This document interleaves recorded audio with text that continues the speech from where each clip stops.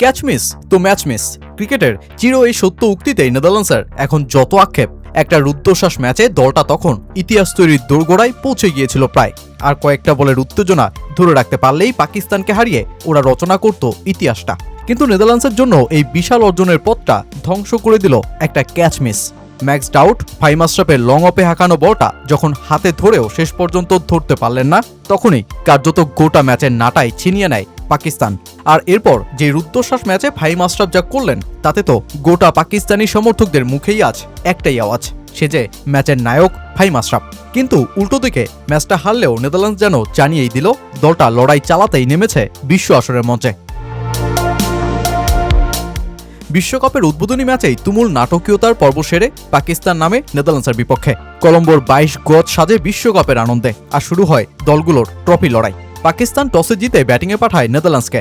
Max doubt 5 রানে ফিরলেও Michael Leavitt ও বাসডি লিডে innings এগিয়ে নিয়ে যান। আগ্রাসী হতে থাকা মাইকেল লেভিট 15 বলে 24 রানে ফেরেন বাবর আজমের এক অসাধারণ ফিল্ডিংয়ে। বাউন্ডারি লাইনের বল বাঁচিয়ে সোজাতা শাহিন শাহ আফ্রিদির হাতে তুলে দেন বাবর, আর সেট বাসডি লিডে ফেরেন 30 রানে। তবে উইকেট পড়লেও রানের গতি ঠিকই ধরে রাখে নেদারল্যান্ডস। পাওয়ার প্লেতে 61 রান আর প্রথম 10 ওভারে 79। পাকিস্তানের বিপক্ষে এটাই নেদারল্যান্ডসের টি-20তে প্রথম 10 ওভারে সর্বোচ্চ রানের সংগ্রহ।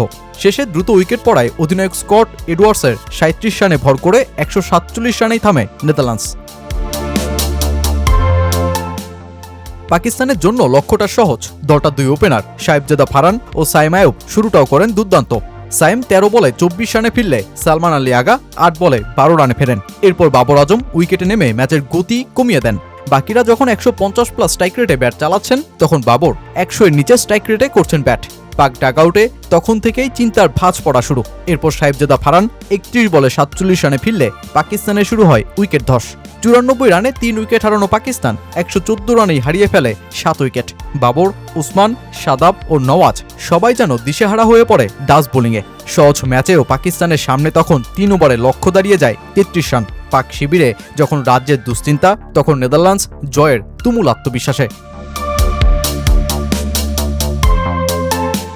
কিন্তু 19তম ওভারেই ফের পরিস্থিতি বদলে যায়। 12 বলে 29 রান লাগা পাকিস্তানের ফাহিম আশরাফ তখন দলটার শেষ ভরসা।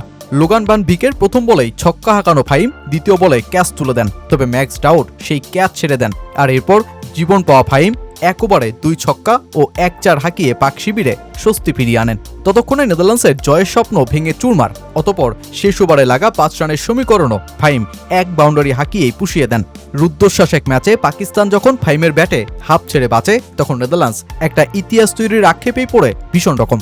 তবে শেষ পর্যন্ত ম্যাচ হারলেও বড় দলের বিপক্ষেও ছুরি ঘোরানো নেদারল্যান্ডসের তুমুল আত্মবিশ্বাসে পড়েনি ভাটা। তাই তো দলটার অধিনায়ক স্কট এডওয়ার্ডস বলতে পারছেন, ওরা ওদের সেরা খেলাটা খেলতেই পারেননি।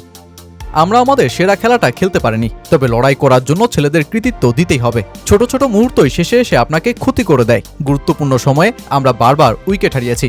আমাদের মনে হয়েছিল 160 রান করলে একটা ভালো সুযোগ পাওয়া যাবে। সুযোগ তৈরি করতে হলে ভালো বোলিং করতেই হতো। বোলারদের 2-1টি ভালো পারফরমেন্স আমাদের ম্যাচে টিকিয়ে রেখেছিল।